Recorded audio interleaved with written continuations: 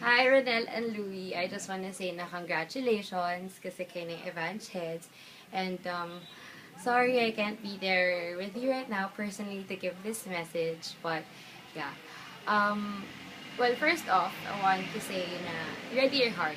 Ready your heart because you would be facing a lot of struggles in this service. Based on experience, nung naging evangelist, kung kailan pa ako naging evangelist, kung kailan dumating yung sobrang daming temptations. And eventually, talagang nakaka-tempt mag-give in talaga sa temptations na yun. You have to pray harder bilang kayo ang evangelist. I think kayo talaga yung sobrang kailangan na magdasal ng times 100 kung kailangan. Kasi kung hindi kayo magdadasal, sino ang magdadasal sa YFC UST, diba? Aaminin ko, may times sa mas stressed pa kayo kumpara sa presidente ng YFC UST. So imagine, every Monday and Thursday, you have a worship. Every Monday and Thursday, you have a different talk outline, a different set of speakers, a different set of MCs. Every Monday and Thursday, you should be able to come up with different topics, different ways to approach certain topics, and in order to touch the hearts of the members. Gusto ko lang i-emphasize yung role nyo bilang evangelist kasi yung position nyo, yun yung main purpose ng YFC in general, which is to evangelize youth. And sana magampanan natin ng maayos yung trabaho natin, yung service natin rather, kasi sa atin, sa inyo rather, nakasalalay yung kinabukasan ng org na to. Gusto ko rin paalala na to keep your feet on the ground.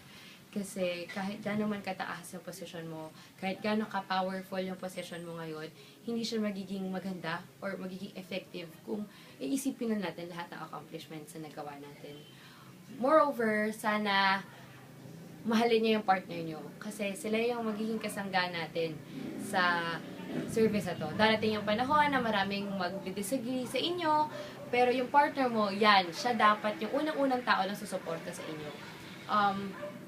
Sa next academic year, I pray na sana sobrang mabonggahan pa natin yung Evans. Kasi yung nagawa ni Alvin, sobra na eh. Kaso kulang lang siguro ng suporta. So sana ngayon, suportahan natin isa't isa sa lahat ng bagay. And sana yung other officers din, suportahan yung projects nyo. I'm praying na sana at the end of the year, yung kung sino man yung papalit sa inyo, sobrang mapagdasalan nyo. Kasi yung success ng service nyo, hindi yan nakabase kung gaano karami worships ang nagawa mo. Nakabase yan sa susunod.